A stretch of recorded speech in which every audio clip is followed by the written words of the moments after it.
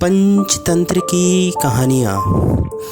उल्लू राजा बनते बनते रह गया। एक बार हंस, तोता, बगुला, कोयल, चातक, कबूतर, मुर्गा आदि सभी पक्षियों ने मिलकर एक सभा की। वे इस बात से दुखी थे कि कहने को तो उनका राजा गरुड़ है, पर वह भगवान वासुदेव का भक्त है और इस भक्ति में ही इतना खोया रहता है कि ना तो प्रजा की सुध लेता है, ना उनकी रक्षा कर पाता है।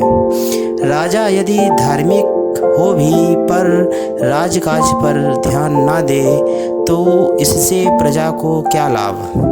सांप उन्हें दबोच लेते थे, बहेलिया फंसा लेते थे और उनका राजा उनको बचाने की चिंता ही नहीं करता था।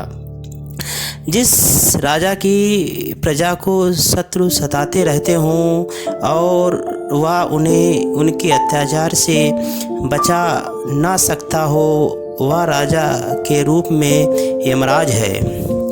आदर्श राजा को अपनी प्रजा का नेतृत्व करना चाहिए, उसे सही दिशा में आगे ले जाना चाहिए। यदि राजा में यह गुण नहीं है तो उसकी प्रजा उसी तरह डूब जाती है जैसे समुद्र के बीच बिना माझी के जहाज डूब जाता है। जैसे समुद्र में टूटी हुई नौका को छोड़ दिया जाता है, उसी तरह मनुष्य को इन 6 व्यक्तियों को छोड़ देना चाहिए।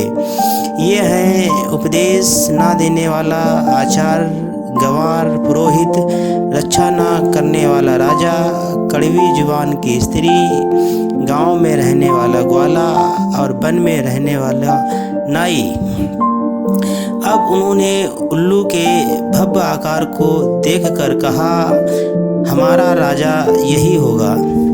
राज्याभिषेक की सारी सामग्री लाओ, हम इसी समय इसका राज तिलक करते हैं। अब क्या था, राज तिलक की तैयारियां होने लगीं। चिड़ियों के लिए क्या संभव था, सभी तीर्थों का जल आनन फानन में जुट गया। 108 प्रकार की जड़ियाँ इकट्ठी कर ली गईं।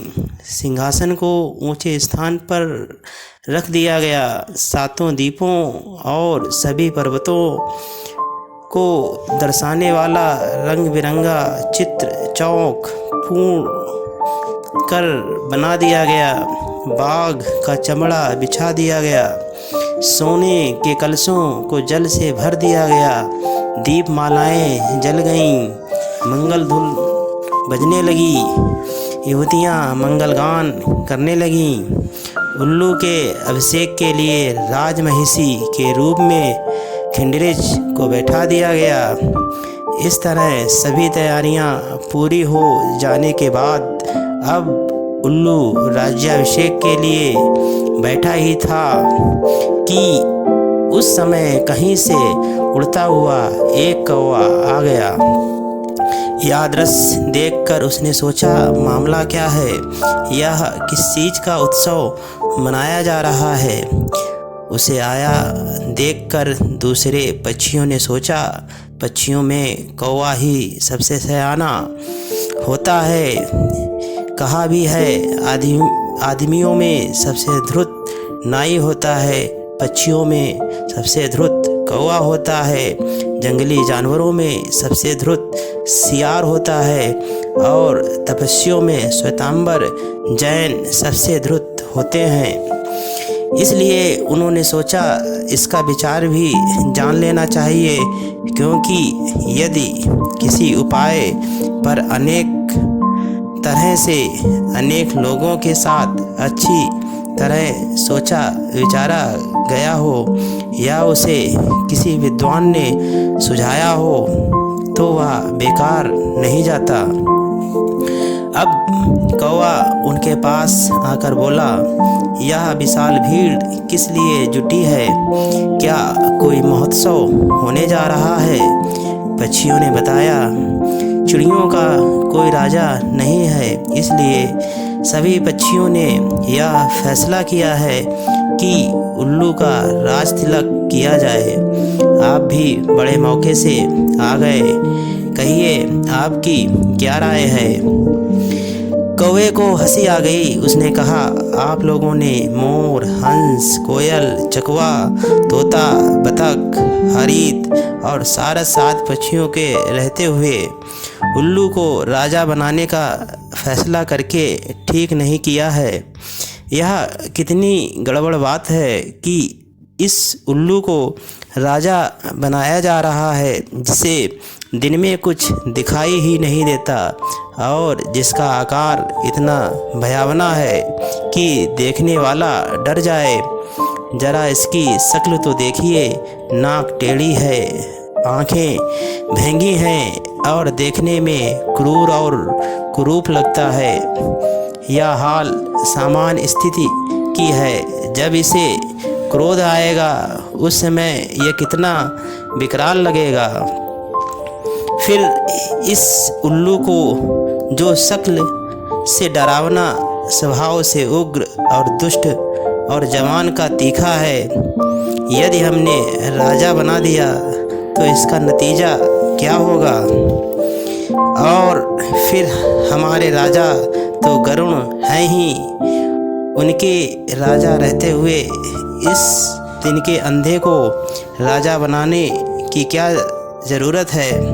मैं तो कहता हूँ कि यदि यह गुणवान होता तो भी क्या एक राजा के रहते हुए दूसरे राजा का चुनाव करना उचित है। यदि एक ही तेजस्वी राजा हो तो प्रजा का कल्याण है। दुसह, दुराज, दुकाल, दुख, 2 राजाओं के शासन और अकाल के दुख असह्य होते हैं। अनेक राजाओं का होना तो युगांत के समय 12 आदित्यों के एकत्र हो जाने के समान विपत्ति लाने वाला होता है।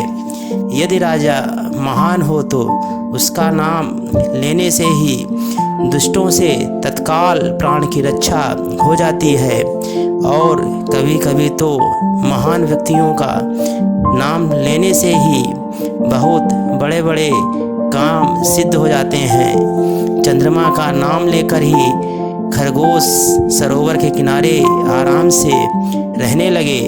पक्षियों ने पूछा, यह कैसे संभव हुआ। कौवे ने उन्हें एक और कहानी सुना दी। धन्यवाद। इसी तरह की कहानियाँ सुनते रहने के लिए कृपया मेरे इस चैनल को लाइक व सब्सक्राइब करें।